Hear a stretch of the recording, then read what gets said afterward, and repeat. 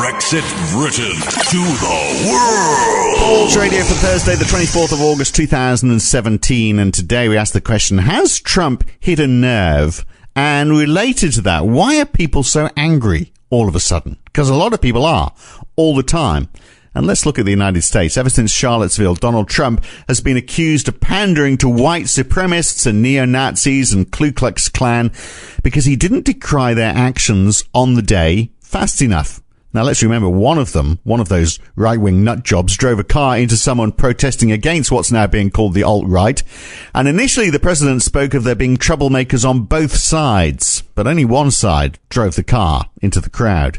So, is he saying that protesting against neo-Nazis is akin to being a neo-Nazi yourself? It's an argument that the president seems to have difficulty grappling with, even though he is apparently a very intelligent man. I mean, he's got an economics degree from the Wharton School of the University of Pennsylvania. He did, of course, eventually denounce neo-Nazis and white supremacists, but he was reading from what was a carefully crafted script, obviously intended to get him out of trouble. Someone had written it for him. But he did at least denounce these right-wing hate jobs. So does that mean he's in the clear? Does that mean he doesn't believe what they believe? Richard Kazimer is our man in the United States. I reckon he doesn't hold the same extreme views as those people in Charlottesville, as the Ku Klux Klan, for example, or the white supremacists. He just doesn't want to upset too many of them because they're his fan base. What do you reckon? Of course he believes what you what think? Oh, absolutely, because when he reads from a script, that's an appeasement. It's usually to backpedal on what he said 24 hours before, and he'll read this, and then 24 hours later, he'll go back and speak from his heart, which is very racist, xenophobic, homophobic, misogynist, just like he has always been in the 71 years of his pathetic life. So there is absolutely no doubt that he is a racist.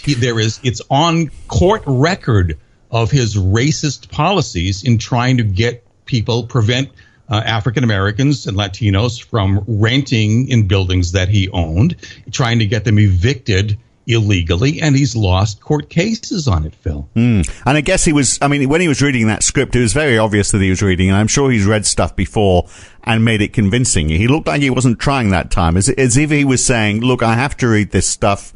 It doesn't mean I believe it. I'm going to read it so you know that I don't mean it, so you can keep on supporting me. That seemed to be his tactic on that, didn't it? He will do anything and say anything at any time at the drop of a hat so that he doesn't alienate himself from a potential voter, regardless of what that voter believes in, whether it's anti-American, anti-Semitic, you name it. He does not want to lose that 38% base that he clings to like it's a life support. Now, that 38% base, and we talked about this last time, I mean, obviously they're not all neo-Nazi or white supremacists. A chunk of them are.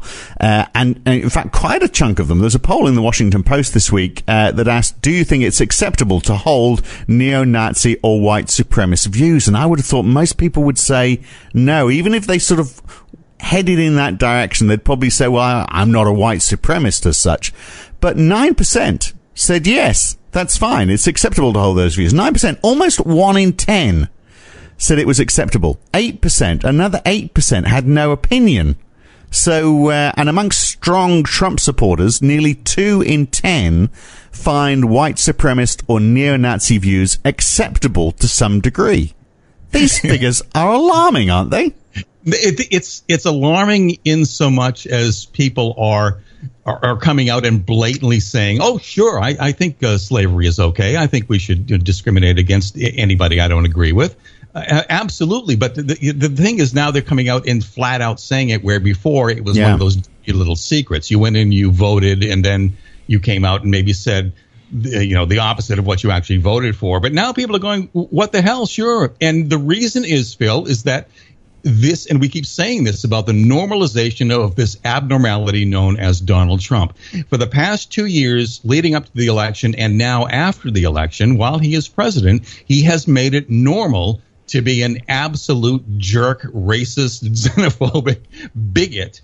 And it's perfectly normal. And because, The argument that's given is because this is the counter to political correctness. We've all had too much, and we have actually, haven't we? We've all had too much of political correctness because that goes too far the other way. And so he got on the platform of, he's fighting against political correctness. I think that was part of his appeal.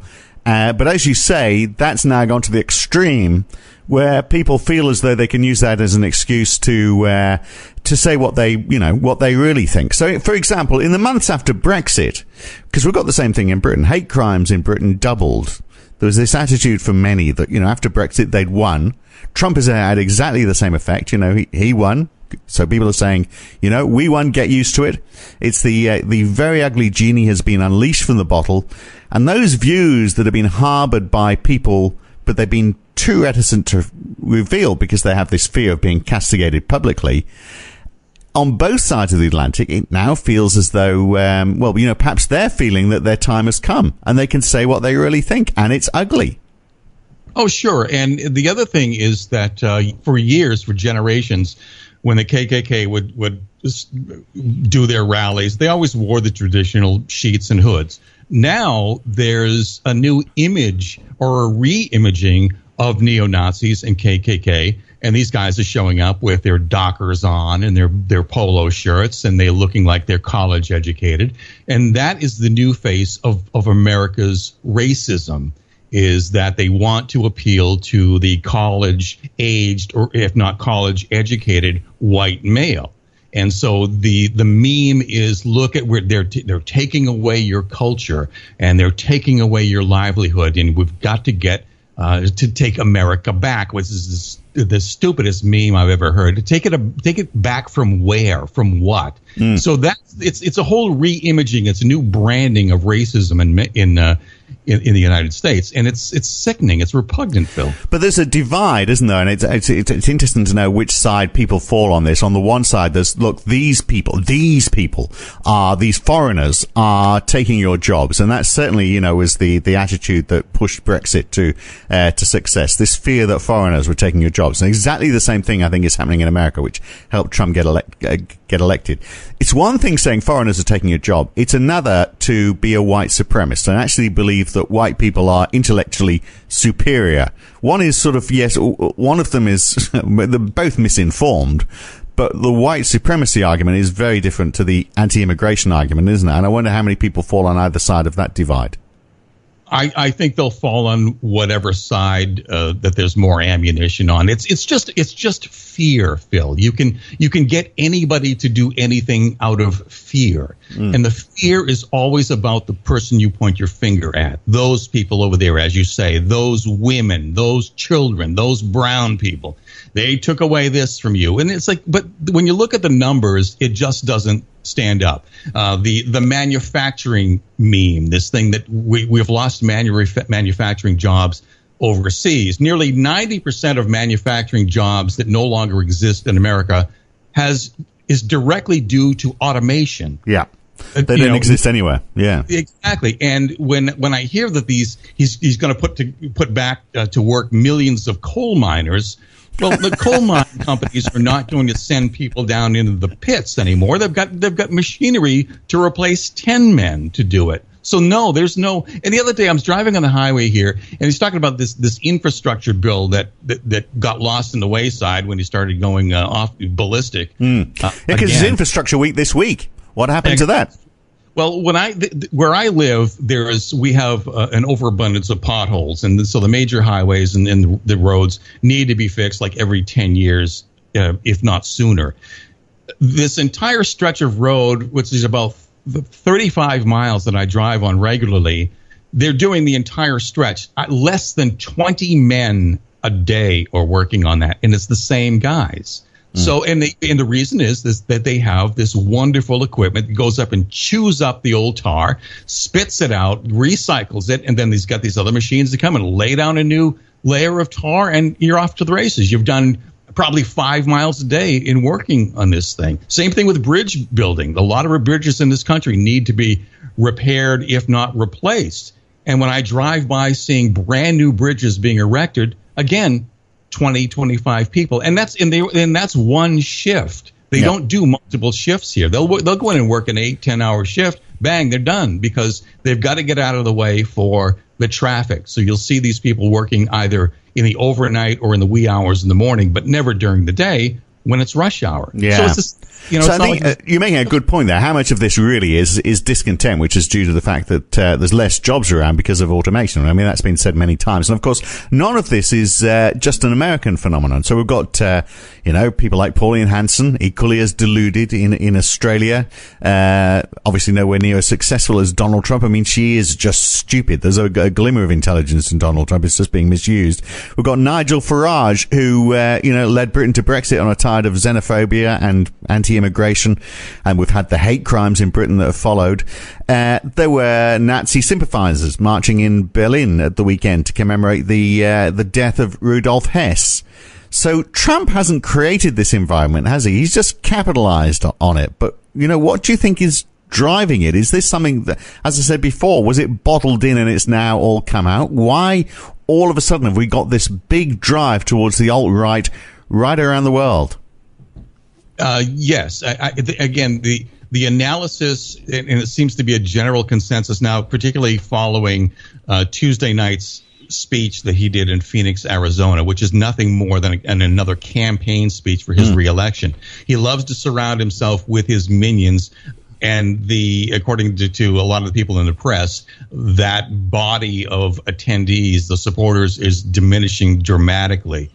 He is the consensus this morning was that he is unhinged. That is the catch-all word now to describe Donald Trump by the media, by former politicians, by former heads of state, by people in the intelligence industry, in the military. He is certifiably crazy, and they're trying to find out, well, there's a move afoot to actually use what is the 25th Amendment, which is if a president is incapacitated in some form, then he can be replaced. You don't have to go through this whole impeachment process of trying to find out if he actually did anything against the country.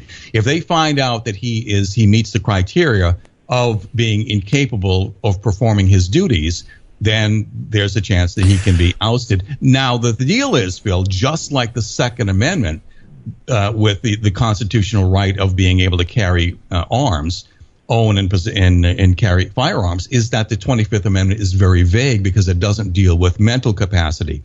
It goes back to, let's say, if some guy fell off a horse and broke his hip and he got tetanus or something like that, or he took a musket ball in the lung, but it doesn't involve or doesn't carry mental incapacitation.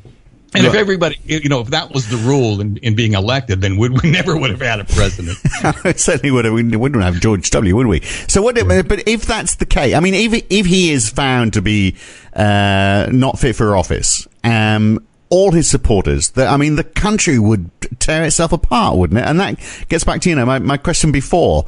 All around the world, we're seeing this move to the alt-right. We have a lot of people who are very angrier than I think they've been in my lifetime. I'm just wondering, and it's not an American phenomenon, it's happening around the world, and I just wonder what the root cause of all of this anger is, and all of this, when we have 1 in 10 Americans who are saying it's okay to be a white supremacist, all these antisocial ideas that people clearly have had bottled up inside them now feel it's okay to bring them out and to be angry about them and to divide societies, and then put a man like Trump in the White House. Why all this anger and resentment? What is driving it? And, why is it now okay to voice it? Well, we've had a generation of Fox News. We've had 8 years of an African American, one of the best presidents this country has ever had, the best economic upturn, more jobs, stock market, on and on and on. And yet you've got people sitting out there in the South, in the Bible Belt, and stewing because they didn't get theirs. And what theirs is not a job, but the government just handing everything over to them and saying, okay, well, you don't have to work anymore because we've got your back, because we're going to get rid of the black people and the Latinos who took your job. So there's a mindset. And then we've got, years and years of Fox News perpetuating that myth and feeding that. Again, people like Rush Limbaugh and Sean Hannity that are stoking the flames of racism That's where it comes from. But also, too, you have to look at the polls themselves. I love polls. I think they are somewhat of a barometer, but you have to look at where the poll was taken, the demographics of the poll. So when you're saying that it's 1 in 10, well, 1 in 10 of how many? It's not 1 in 10 of the millions of people we have in the country. It's 1 in 10 of those polls. So you have to be very careful about that. And that's exactly the same thing about Trump's bottom dwelling poll numbers. They mean absolutely nothing, because if he's at 38%, he was at 38% before he got elected. He was at 38% when he was inaugurated. He's at 38% now. So it's zero sum is fine for him. It's a win-win. Zero sum is win-win for him. Do you know they don't like polls in England though? That's why they're trying to get them all to go back to Poland. You're going to love this. I got given that Donald Trump doesn't believe in the polls that he sees on his approval ratings. I signed up to say I was a Trump supporter, so I get all the propaganda sent to my mailbox once or twice a day asking me to donate money for his campaign. It's hilarious, some of the stuff I get. One of them this week was a poll on how well is the president doing. And I don't know exactly the words, but it was like extremely good, fantastic, really quite good, or other. So I don't think that was scientifically proven. And then, of course, to actually fill in that, it wasn't. You had to put your name and address and your email address as well, so they knew who you were. If you said something nasty about him, I expect you'll get a knock on the door. But where does this all head? If he goes, there is going to be a divided country. It's there now, isn't it? It's happened. These views have been expressed. People can say ugly stuff. It seems to be acceptable now because of Trump, perhaps, but it was obviously there before. It's happened now. How do you put the genie back in the bottle? Well, there's always this talk about a new civil war, and it's just not going to happen. You may have pockets of insurgency, and you'll have these gun-toting militias go out and try to do something, which we've had pretty much in the entire history of America. These alt-right, these right-wing whack jobs go, Ted Bundy, Ted Kaczynski rather, and you name it. People like that have gone out and done heinous things against blacks, against the government, whatever. But don't forget that there are more of us than there are of them, and the local police, the state police, the National Guard, the U.S. military will not allow this to happen, whether they're told to by a president or not, especially a president who was certifiably crazy, because it affects law enforcement's family, their children, their brothers, their sisters, themselves, that people in law enforcement and the military that are Jews, that are Muslims, that are black, that are Latino, transgender. So no, it's not going to happen. There aren't enough of them. They can make a stink and they can hurt some people, but no. It's not going to happen, Phil. Is the actual problem, the root of the problem, and this applies around the world as well, not just in America, that people are complaining really about income discrepancy, that either they haven't got a job or it's not a very well-paid job, that we're seeing this widening rich-poor gap. And those struggling want to blame someone. And it's the rich people like Donald Trump, Rupert Murdoch obviously is another one, have done this fantastic job of convincing people. It's the foreigners using Fox News and other media like that. It's the foreigners that are the problem, not the wealthy, who are actually the ones accumulating all the wealth. Hence, Donald Trump's repeated push to try and denounce fake news, because his is the only real news, because all the others might hit upon the fact that there's this income divide. And his news is not about, the aggregation of capital by the few, but it's this unsubstantiated evidence that foreigners are taking your jobs. Isn't that the real root cause of the problem?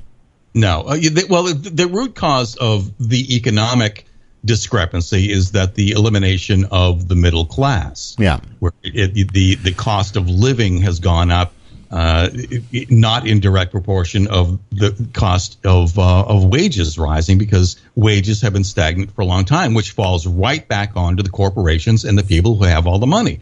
If I can get fewer people to do more work, then why would I need to give them a raise because I'm going to fire half of my staff and then threaten the other half with, like, look, you got to pull your weight or everybody's out of a job. So you don't think these people are disenfranchised, so they're voting for Trump because of their economic disadvantage, and then they're just getting sold this idea that it's foreigners the problem and people who don't look like you. Well, to your point, they are voting for Trump because they are disenfranchised from reality, whether it's economic or political or social or racial, or religious. They are disenfranchised from reality, Phil. Done. Period. End of story. I hate to be blunt, but that is it. When you sit these people down and have them, get on their soapbox and you say, tell me, explain it to me. I'm all ears. Tell me. And it's hamana, flat earth, foil hats, batshit crazy every single time, Phil. So is it reaching ahead now, though? I mean, Trump did seem in his rally at Phoenix, he did seem more off his rocker than normal, and all this talk about, hey, I'm going to close down government if you don't pass the bill for my wall. This is a man who does seem demented. Are we reaching ahead on this? I hope so. But it certainly is fun to watch until we get there. But the other thing is, and I said this, I keep saying this every week, is that the GOP and Trump just don't care. Trump can do what he wants, and somebody comes in with a net and drags him out in a straitjacket or in handcuffs.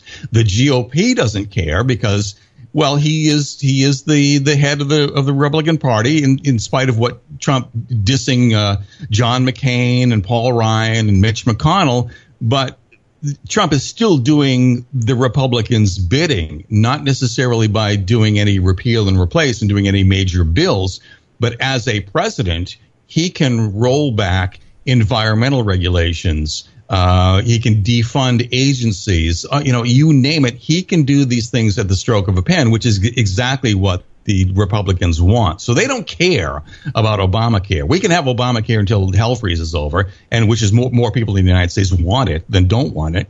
But they don't care about that stuff. They want the little things that affects their bottom line, their corporate bottom line, their friends. If I can roll back environmental protection, and then I can dump my waste into the ocean or into the lakes and into the aquifers, hey, I'm all for it. I don't care. Trump can stay there for 20 years. That's their attitude. It's all about the money. It's not about the people. It's about your pocket. Everyone's in it for themselves. Absolutely. Yeah, and I guess that gets then reflected in the attitude of white supremacists and the alt-right. Even if you don't have lots of money, you're just in it for yourself. You're just looking after yourself, and hence these ugly attitudes come out. It is a very sad picture we're seeing at the moment. That's why I'm saying, is it going to come to a head? How do we get out of it? It's a conversation for another day, I guess.